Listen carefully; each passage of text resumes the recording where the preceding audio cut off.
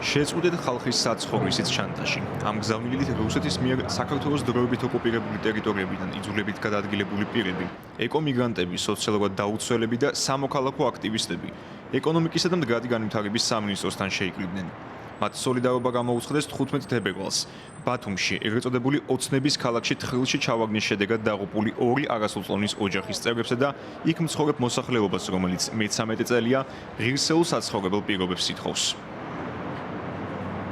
ისაც მოხდა ბათუმში და ისაც ნახეთ ჩვენ სახელმწიფოს დამოკიდებულება იმასთან დაკავშირებით, რაც მოხდა, რაც არაერთხელ გვინახავს, ეს იქნებოდა ვაკის პარკში ბავშვის ფანტანში დაღუპვა, თუ იქნებოდა ჯართის მოგროვების დროს ბავშვის დაღუპვა, თუ იქნებოდა დენის დარტყმის შედეგად, თუ მილიონი სხვადასხვა მიზეზის გამო, უბრალოდ ერთი სისტემური პრობლემა და საკითხია და ეს სისტემური პრობლემა არის ის, რომ ამ ქვეყანაში ბავშვების უსაფრთხოებაზე და კეთილდღეობაზე არავინ არ ზრუნავს და ეს არ შეიძლება რომ ესე ხდებოდეს და არ შეიძლება რომ ამ ჩაგვრაში გვეგონოს რომ მარტო ვართ, იმიტომ რომ ვინც ამ საერთო ჩაგურის ქვეშ ვართ, ჩვენ პირველ რიგში ერთმანეთი გვყავს და ეს მინდა რომ ყველას ახსოვდეს და ჩვენს გვჭირდება ხანდახან მაგის შეხსენება დევნილებს და რადგან ჩვენს გვჭირდება ამის შეხსენება, ვიფიქრეთ რომ შეიძლება სხვებსაც სჭირდებოდეთ და მაგიტო ჩავთვალეთ რომ დღეს უნდა შევკრებილიყავით და სოლიდარობა უნდა გამოგვეთქვა ოცნების ქალაქის მაცხოვრებლებისთვის.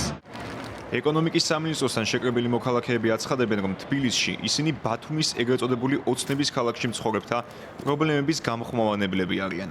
მათი თქმით, თვითნებურად მოწყობილ დასახლებაში არსებული მძიმე მდგომარეობის შესახებ უკვე წლებია ინფორმირებულია ყველა ორგანო, დაწყებული ბათუმის მერიიდან დასრულებული პრემიერ-მინისტრის აპარატით.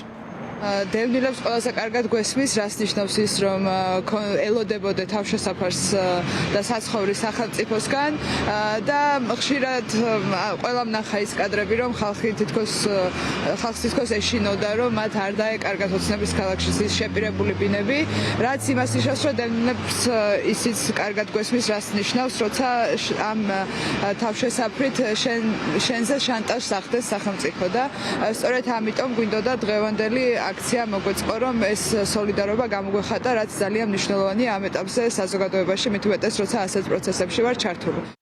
15 თებერვლის ტრაგედიამდე ერთი კვირით ადრე 8 თებერვალს ოცნების ქალაქის მშენებლობის მეორე ეტაპის დაწყების შესახებ გამოცხადდა. ადგილზე ჩავიდნენ ირაკლი ყობახიძე და თორნიკე რიჟვაძე. სამშენებლო კაფსულის მოთავსების ღონისძიებაში 209,000 ლარზე მეტი დაიხარჯა. შესაბამისი ღონისძიების ხელშეკრულება ერთი დღით ადრე 7 თებერვალს გაფორმდა. ტრაგედიის შემდეგ მოქალაქეთა ნაწილმა სწორედ ამ ფაქტორს გაუსვა ხაზი. მათი თქმით, მიუხედავად საზეიმო ღონისძიებისთვის ასეთი ტიპის ხარჯების გაწევისა, უსაფრთხოების ნაწილში არც ადგილობრივ და არც ცენტრალურ ხელისუფლებას არც ერთი ლარი არ დაუხარჯავს. დატრიალებულ ტრაგედიაზე პასუხისმგებლობა ჯერჯერობით არავის აუღია. ბათუმის მერიასა და სამშენებლო კომპანია ანაგში აცხადებენ, რომ ტრაგედიის ადგილი სამშენებლო ტერიტორია არ ყოფილა. შინაგანსაკმეთა სამინისტროს ცნობით გამოძიება სიცხლის სამართლის კოდექსის 116 მუხლით მიმდინარეობს, რაც გულისხმობს სიცოცხლის მოსპოვას გაუფრთხილებლობით. ბევრისგან მსმენია მათი მომხრეებისგან ამ პერიოდის განმავლობაში, რომ სასწრაფოდ გამოიძიეთ ეს უკანონობა, ამას წერენ ხოლმე. მაგრამ ეს უკანონობა გამოძიებული არ არის. მეტიც პროცესიც არ არის დაწყებული. და აი ამ ადამიანებთან მე მექნება ერთი კითხვა, სადმე ეს გააპროტესტეთ? ან სადმე გამომრჩა მე ეგ ინფორმაცია.